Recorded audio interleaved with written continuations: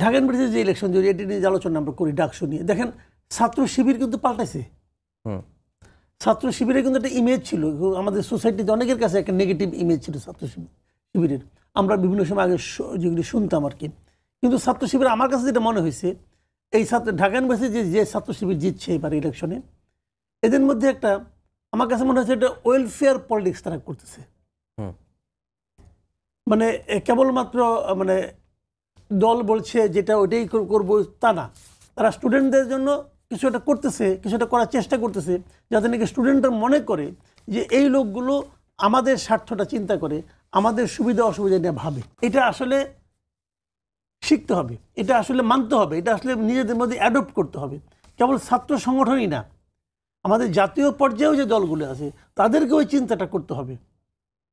যে এখন হয় কি, আমাদের দেশের সাধারণ মানুষ কিন্তু মেনেই নিয়েছিল এতদিন যে আমরা যে ভোট দেব, ভোট দেওয়ার পরে আমরা আর কেউ না, আমাদের কাজ হবে খেলে মাঝে মাঝে তাদের সামনে যে জিন্দাবাদ বলা আর স্লোগান দেওয়া, এছাড়া আমাদের আর কোনো কাজ নেই। জিন্দাবাদ বলবে, এক প্যাকেট বিরিয়ানি দিবে, খেয়ে চলে আসবো। কিন্তু সেই পলিটিক্সটার মধ্যে একটা প্রশ্ন এখন এই ঘটনা কিন্তু ঘটিয়ে দিয়েছে যে না, আপনাকে ভোটারকে খুশি করে আপনাকে ক্ষমতায় আসতে হবে। মানে আপনাকে ভোট দিয়ে জনগণ ধন্য হবে না, জনগণকে খুশি করে ধন্য করে আপনাকে ভোট আদায় করতে হবে। যদি আপনি সেই পলিটিক্স করতে পারেন তাহলে করবেন।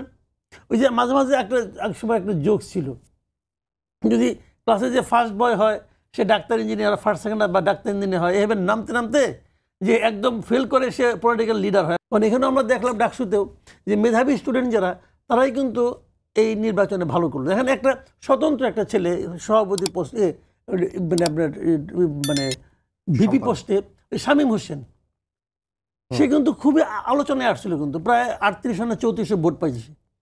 এটা কিন্তু একদম কম না। অত আরো বড় প্লেয়ার আপনার যে মেঘবলের সঙ্গে যিনি ভিপি যাচ্ছিলেন উনি তো 100 পার নাই। বিএনপি কিন্তু ডাকসু নির্বাচন না, বিএনপি জাতীয় নির্বাচনটা ঠিক মতো বুঝতে পারছে কিনা আমার সন্দেহ আছে। জাতীয় পর্যায়ে যে রাজনীতি সেটাও তারা ঠিক মতো বুঝতে পারছে কিনা আমার সন্দেহ হচ্ছে। দেখেন যে ঘটনা ঘটছে ডাকসুতে, বিএনপির সেন্ট্রাল লিডার যে আজকে দেখলাম জাহিদ ভাই বলতেছে, উনি তো স্থায়ী কমিটির মেম্বার একজন। আবার দেখলাম যুবদলের সভাপতি মুন্না, উনিও বলতেছেন যে মুন্না বলতেছে এটা নাকি হাসিনার ইলেকশন ইঞ্জিনিয়ারিংকে হার মানাইছে। ঠিক আছে, এই যেটা জাহিদ হোসেন উনিও বলতেছেন ইঞ্জিনিয়ারিং হয়েছে, কারচুপি হয়েছে। ভাই একটা এক্সাম্পল দেন না, একটা উদাহরণ দেন না আমাদেরকে, দেখি যে কিসের উপর ভিত্তি করে আপনি বলতেছেন ভাই ইলেকশনে হারছেন। স্বীকার করেন না কেন? এই যে স্বীকার না করার মানসিকতা, এইটা কিন্তু আগামীতে আরো বড় বড় পরাজয়কে ইনভাইট করে। আপনার স্ট্র্যাটেজিতে ভুল ছিল, আপনি শিক্ষা নেন। তলে তলে আওয়ামী লীগের সঙ্গে আঘাত করছে, হ্যাঁ করছে, আপনি করতে পারলেন না কেন? যারা আওয়ামী লীগের ভোটার, ওটা ভোট না, ওটা তো ভোট। আপনি বলেন যে আমি বিএনপি, আমি 1 ভোট দেবো, আমি বিএনপি বিরাট নেতা, জন আবি দিব না, তার 1 ভোট। সাদিক কায়েমের ভোট কটা? একটা। আর ওখানে যারা আওয়ামী লীগকে সমর্থন করে তাদেরও তো 1 ভোট। তো ওই ভোটকে আপনি গণেন নাই কেন? এটা তো ইলেকশন। এখানে আপনার স্ট্র্যাটেজিটা কি ছিল? ওই ভোটটা আপনি আপনার অ্যাকাউন্টে নেওয়ার চেষ্টা করেন নাই কেন? তাকে আপনি বাদ দিছেন কেন? তো আপনি তো স্ট্র্যাটেজিক্যালি হারিয়ে গেছেন এদের কাছে।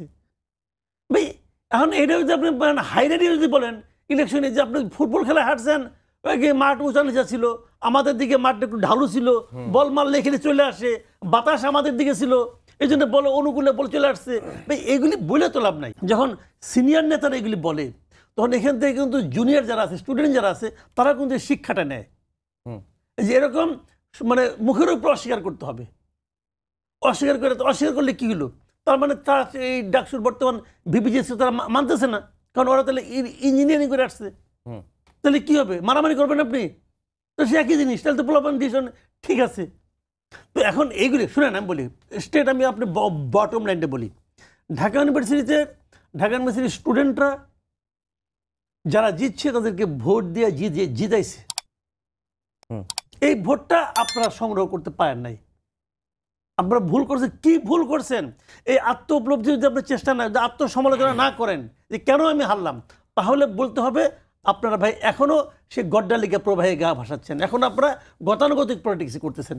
এখান থেকে বেরিয়ে আসতে আপনাকে আত্মসমালোচনা করতে হবে। ছাত্র শিবির তো আসলে গত 1 বছর কেবল না, তার আগের থেকে তো 15 বছর তারা তো ক্যাম্পাসে ছিল, মানে যারা এখন আছে তারা সবাই ক্যাম্পাসে ছিল, তারা নানাভাবে ছিল। তো এটা তো একটা কৌশল, রাজনীতি তো আপনার কৌশল, তো এটা খেলা তো রে ভাই, দুই পক্ষ দুই দিক দিয়ে খেলবে। তো আপনি সে খেলা হারছেন, আপনার স্ট্র্যাটেজি খেলে আপনি হারছেন, আপনি এখন কৌশল চেঞ্জ করেন। পারলে আপনারা যাই নিয়ে শিবিরের মধ্যে ঢুকে পড়েন, ঢুকে নিয়ে আপনি শিবিরের মধ্যে থেকে ওখানে থেকে আপনি ওই কৌশল অর্জন করেন। কেউ তো না করে নাই, করেন। বাট এইগুলোর জানেন লেম এক্সকিউজ দিয়ে লাভ নাই। এটা ছোটবেলায় আমরা বহুত করতাম, আমরা তো ছাত্র খারাপ ছিলাম, কাজে স্কুলে যে কোনো সময় খারাপ হইতো, বাসায় যেয়ে বলতাম যে স্যার তো সিলেবাসে বাইরে থেকে প্রশ্ন করছে, অমুক করছে। আমার আব্বা দেখতাম কি খুব মন দিয়ে শুনতো যে তুই যত কম পাইছস, হাইয়েস্ট মার্ক উঠছে কত, উঠছে হাইয়েস্ট মার্ক তো 80-90 পাইছে, তো ও পাইলো তুই পাইলি না কেন? ওরও তো, ওর জন্য তো সিলেবাস এটা। তো ওই রকম লেম এক্সকিউজ দিয়ে ভাই কোনো লাভ নাই। ওগুলি গার্জেনরা বুঝে, আমরাও বুঝি যে ঘটনাটা কি। আপনি বেসিক্যালি ভাই স্বীকার করেন আপনি পারেন নাই, এবং কেন পারেন নাই এটা আইডেন্টিফাই করেন। সিম্পল কথাটা কিন্তু একদম সিম্পল, আপনি কেন পারেন নাই এটা আইডেন্টিফাই করেন। যদি আপনি আইডেন্টিফাই করেন তাহলে আগামীতে কম্পিটিশনটা ভালো হবে। হয়তো তখন আপনারা আরও ভালো কোনো স্ট্র্যাটেজি নেবেন, নিয়ে আপনারা ভালোভাবে জিতবেন। কিন্তু সেটা আমি কোনো লক্ষণ দেখতেছি না, আমি কোনো লক্ষণ দেখতেছি না। লক্ষণ দেখতেছি না এই কারণে যখন নাকি সিনিয়র লিডাররা তাদেরকে উস্কাইয়া দেয় যে তোমরা বলো। যদি মনে করেন স্থায়ী কমিটি একজন সদস্য বলতেছে যে এই নির্বাচনে কারচুপি হয়েছে, এখন ওরা যদি বলে না কারচুপি হয়নি আমরা হারছি, তাহলে তো ওরা আবার বিপদে পড়ে যাবে, কারণ তাদের বড় নেতা বলছে কারচুপি হয়েছে। তো বড় নেতা যে কারচুপি কথা বলতেছেন, তো ওনার কাছে আমার রিকোয়েস্ট, ভাই কারচুপিটা কোথায় হলো দেখান না, আপনি সুইপিং কমেন্ট না করে দেখান আমাদেরকে এখানে এখানে হয়েছে কারচুপি, আমরাও মানি। তো এখন মূল কথা হলো এটাই ভাই, পলিটিক্স চেঞ্জ হয়ে গেছে। মানে আমি ডাকসুর ঘটনাতে বলবো কি পলিটিক্স চেঞ্জ হয়ে গেছে আসলে। দেখেন আমি বলি আপনাকে একটা জিনিস, জাতীয় রাজনীতির প্রভাবে ডাকসুতে ফল হয়েছে, জাতীয় রাজনীতির প্রভাবে ডাকসুতে ফল হয়েছে। মানে জাতীয় রাজনীতিতে বিএনপি গত 1 বছর সারা দেশে যা কিছু করছে তার প্রভাব কিন্তু ডাকসু দেশে পড়ছে। আমি আপনাকে একটা এক্সাম্পল দিয়ে বলি ভাই, প্রত্যেকটা প্রত্যন্ত অঞ্চলে আপনি যান, উপজেলায় যান, জেলায় যান, দেখবেন যে আওয়ামী লীগের লোকজন যারা নাকি একদম মনে করেন উপজেলা পর্যায়ের কমিটিতে আছে, এমন ইউনিয়ন কমিটিতে আছে যারা আছে, ওদের সবার নামে কিন্তু মামলা আছে। মানে আমাকে একজন আওয়ামী লীগের লোকই বলছে যে ঘটনা হলো এটা, যে যারা এখনো ইলেক্টেড হয় নাই, ক্ষমতায় আসে নাই, তারা আমাদের যে টর্চার করতেছে, যদি তারা ক্ষমতায় আসে তাহলে কি হবে?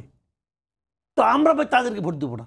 তো আমি জানি না, একটা দিয়ে তো সব বলা যাবে না, এটা বললে আবার অনেকে মন খারাপ করবে যে আমি ডিসিশন দিয়ে দিচ্ছি। ডিসিশন দিচ্ছি না, আগে আমার যে ধারণা ছিল নিজের ভুলটা আমি স্বীকার করতেছি, আমার ওই ধারণা ঠিক ছিল না, এটা ডাকসু প্রমাণ হয়েছে। বললাম না জাতীয় নির্বাচনে প্রভাব পড়ছে, এটা বলে শেষ করি। সেটা হলো আপনার ঢাকা ইউনিভার্সিটির স্টুডেন্টদের সবচেয়ে বড় ভয়টা কোথায় ছিল বলেন তো? গণরুম নিয়ে। গণরুমের ভয়, পরীক্ষার আগের রাত্রে বলতে যাই চলো যাই মিছিল করতে হবে, মিছিলের ভয়। আচ্ছা এগুলি কারা করাইতো?